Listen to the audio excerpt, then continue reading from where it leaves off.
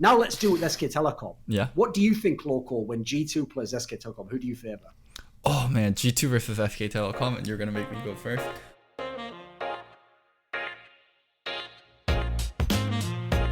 So, well, let me talk G2 about what G2 as a team and what I think makes them really special, but I think SKT will deal really well with. So I think G2 as a team are very, very good at problem solving, and they're extremely creative. You'll see game states for G2 in terms of like split push and in terms of how they're pressuring the map in where you never seen these kind of states before, where they're pushing one lane so far up so early in the game, and they play with pressure very well, and they can put teams in awkward spots. I think that is such a big strength of G2, how creative they are and how uncomfortable they can make the opposing team. I think SKT actually deals with this very well. SKT is very good about weathering the storm early and picking the right kind of fight and letting the other team be aggressive on you and deal with it. Like very similar to IG. I think SKT might drop a game or two to G2 because of G2 getting a lead in draft, because of G2 putting SKT in situations they've never ever seen before and they never ever dealt with before. But once SKT starts downloading G2 and they realize like how G2 wants to play and what G2 is good at, I think SKT will be fine. There's one thing that SKT does better than any other team in this tournament, it's late game team fighting. If SKT can get the game to a state where it is stable and it's going to come down to 5-1-5 team fight, they will not lose to any other team. And he's technically right, veteran, because all the other good teams don't ever get into the late game, so they never have to fight, so logically he's right in that sense. I agree with you. They never do it. No, Dorian, I agree with you. I do think G2 and especially IG, they don't get into late game 5v5 team fight situations because they end the game early. If SKT's shield breaks and they get busted open by G2 and IG, yes, like SKT is just going to look pretty foolish and they're going to get stomped by these teams. But if they're able to hold, I feel like SKT will win. So last time I was on the show, you brought me on to... Actually, no, last time I was on the show, I had to host... Oh, no, that was it. Okay, yeah. You brought on Grabs to talk about... Yes. Yeah, you brought on Grabs to talk about the playoffs, but you actually hadn't watched G2 versus Origin. Have you actually watched G2 Yeah, versus Origin? I caught up and watched all those games. And you think that it fucking matters if G2 are monster behind early? The impressive part about G2 is not their early game. These guys are not a win game team. They literally haven't been since the first weekend. It's the biggest mischaracterization of them that is out there. These guys' mid game is ridiculous. Their lane setups are insanely impressive. I agree with you completely on that. I told you, like, they play pressure well, and the storm is not something to be weathered in the early game. In fact, the SKT can have all the leads that they want. They actually don't play out these setups as well as G2 do right now. They are nowhere near as creative with them as G2 are right now. I agree with you. And this is the thing I was trying to go with on the compositional point. Well, then you disagree with yourself. On the compositional point from way earlier on that I was bringing up, is that they'll use picks like Galio with their lane setups in the way that no other team will. Like, they will put 100% agree. I mean, I agree. Those are all my points. Then why would you make that statement? Your point was that G2 are playing with such exceptional leads that they can push them all throughout the mid to late game and they can end the game before it hits late game. They have been in multiple scenarios where they have been well behind in the early game, but they will still close it out before they ever have to see a team fight versus compositions that are incredibly strong team fighting compositions. So I have no idea why you characterize them that way. So I agree with you. G2 is incredibly creative and they put teams in uncomfortable situations where they've never been before. And they play the map so wide and they bring on so much pressure points. And we haven't seen teams deal with it well. And I think Origin's also a very rigid team and a very systematic team. So they had incredibly hard time dealing with it. But I think a team like SKT is a little bit more adaptive, is a little bit more flexible, and is a little bit more experienced in terms of players, and just the raw players are better, where they will lose to G2 earlier on. They will be uncomfortable. They will get out pressured. But the adjustments that they'll make will allow them to weather the storm in the mid game and get the game dragged on to a 5v5 team fight where they can start winning. You think that individually speaking, they're going to swing mid-game setups that are just set up in G2's favor because they have the correct champions and the correct lanes at the correct times? I think I don't get your... Because when your argument was that they team fight well, I could understand your argument, but now I don't quite understand it. Well, I'm saying, like, in mid-game, right? They won't give up enough. Yes. Like, so G2 puts teams in really fucking uncomfortable situations where they haven't experienced it in practice, and the solo laners just will not back off, and they bounce the pressure so well, and teams make a mistake and G2 capitalize on it, and then the game closes after they get Baron and then them going into split push situations, right? Agree. The mistake is normally the setup itself, though. Like, the mistake is that they are playing. Okay, when they start playing out their setups, they end up playing it out into G2's setups improperly. It's not necessarily that like G2 are playing the lanes out and then enemy team fucks up, and then G2 like, oh, now we can like group somewhere and take an objective. It will be like that's why I brought up the Origin series, because it was just that they straight up opted to do a protracted 3-1-1 scenario where they will lose mid priority anyway. But the problem is that the composition from Origin want to be playing out a 4-1 situation, and they weren't able to do that effectively, because if they were starting to lean towards topside, they would lose objective control over the next Drakes, and Wonder is the guy that is actually going to be able to split push in the late game to help them avoid a team fight. So they had to deal with this kind of double threat. That's purely a lane setup thing. It's not necessarily that like there's a misstep that's coming out from Origin that got immediately capitalized on. You could identify I was identifying the Drakes and the over prioritization of Drakes as like an issue for Origin in that series, but the initial setup itself was perfectly situated to avoid a Kaiser Galio collapse, and that was something that was incredibly intelligent that I don't think SKT have actually met up with yet. They haven't met 100%. Up with a team that is able to do this. And so they will lose to G2 early. They'll lose to G2. They'll lose to G2 in the early.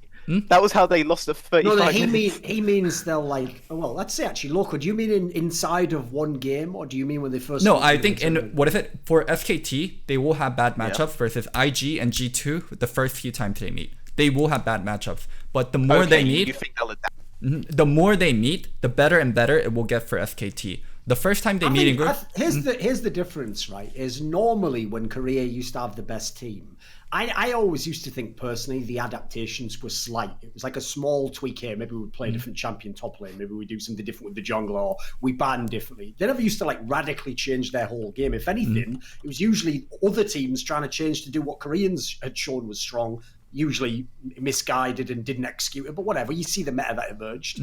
Now, the reason why this is bizarre to me, Loco, is I'm amazed at your faith in SKT. It reminds me of Papa Smithy. Like, Papa Smithy tried to sell this whole angle that, like, SKT isn't just this really great late game team, you know? They can do it all. They could be great early. They could great mid. They great every single fucking lane's good. Now, I was surprised that he came with that angle, even though he's watched all of LCK, and that was his take.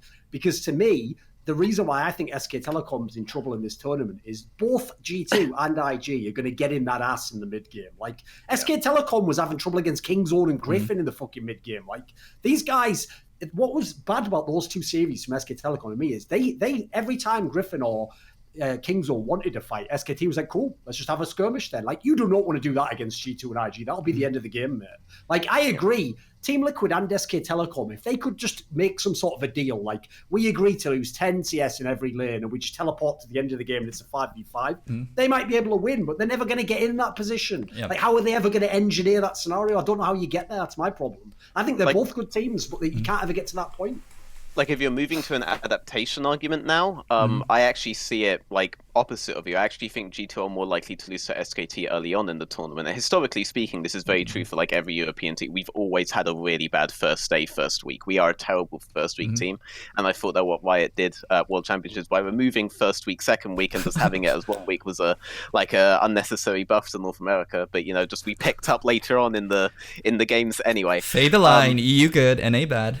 I get it. But I mean, NA is just way worse than every like we okay. So I'm not sure if you've ever seen it, but like there's an average placements of teams at Worlds, and like EU and China are like always neck and neck, and then Korea is obviously above because they keep winning the fucking thing, and then NA is like legit. I think like Flash Wolves and NA were not just on par, but Flash Wolves was a bit higher. So LMS as a whole. He didn't say LMS. He meant just Flash Wolves. Yeah, because it's. I mean, let's be real. Let's be real. That place was Maple's like playground. If you're gonna fucking shit on NA harder, then don't even put NA in that group. Just separate C9 and NA, and sure they'll be lower. I was shitting on LMS right now, but he is calling. If you're gonna fucking go that way, sure. By hearing North America, so how the fuck do you hit North America and I say LMS is Maple and Castle's playground? But anyway, I think European teams in general, and I would see G2 falling into this trap. End up coming into the initial stages of tournaments with like, okay, we've had so much success in scrims with this particular composition, okay, or this particular way of playing. Let's do that before they actually look at the teams themselves. I can say it's because honestly, like our team ended up doing the same thing, and I felt fucking useless as a scout in the first week because it's like, well, this stuff was working out so well in scrims. You don't have to adapt specifically for EDG and all this stuff, you know. So our first week was also we went 1 and 2. You know, we only beat the Brazilians. And I feel like every single tournament, European teams do this. They have a full sense of security from scrims, that a way that they are playing is the best, and then second week they actually adapt. You know, Wait. The